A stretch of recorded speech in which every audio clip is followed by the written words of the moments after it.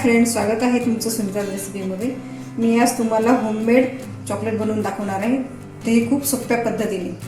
त्यासाठी मी milk compound घेतलेला आहे आणि अर्धी वाटी डार्क कंपाऊंड घेतलेला आहे, काही बदामचे तुकडे आणि सजावटीसाठी सामान। चला तर आपण आपल्या रेसिपीला सुरुवात करूया।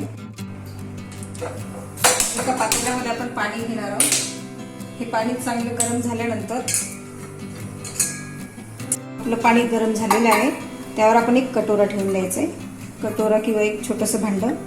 त्यानंतर आपण त्यातील मिल्क कंपाऊंड टाकून देणार आहोत आणि हे व्यवस्थित वितळून घ्यायचं आहे। आपलं मिल्क कंपाऊंड आता व्यवस्थित वितळलेलं आहे। आता आपण हे मोल्डमध्ये भरणार आहोत। गॅस बंद करून घ्यायचं आहे।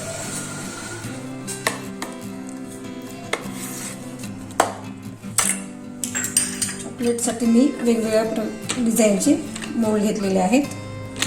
हे आपले तयार झालेलं मिश्रण आपण याच्यामध्ये भरणार आहोत।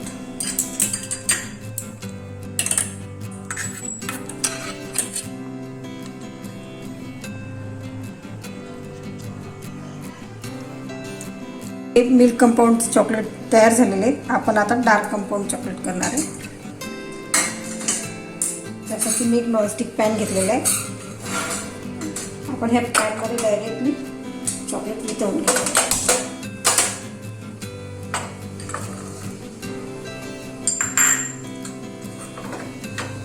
आपलं डार्क कंपाऊंड सुद्धा आपलं वितळून झालेलं आहे। आता आपण हे मोल्डमध्ये भरणार आहे।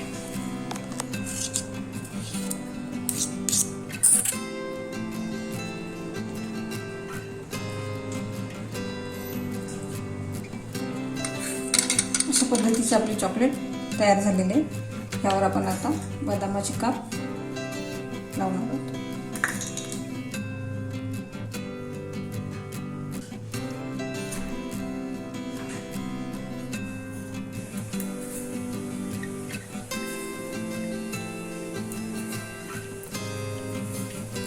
मी वरतून थोडेफार इटालियन डेकोरेशन सुद्धा टाकते,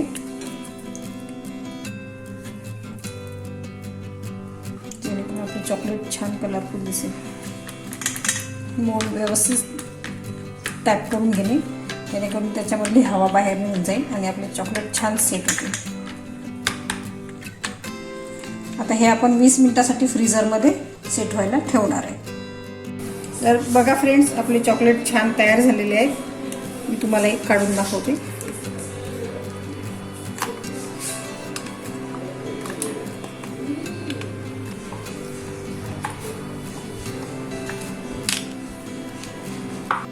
तर बघा फ्रेंड्स, आपले सुंदर असे छान वेगवेगळ्या डिझाईनचे चॉकलेट्स तयार झालेले आहेत। तुम्हाला आजची रेसिपी कशी वाटली ते कमेंट्स बॉक्समध्ये कळवा आणि माझ्या चॅनलला सबस्क्राईब करा, लाईक करा आणि माझे व्हिडिओ शेअर करा। थँक्यू।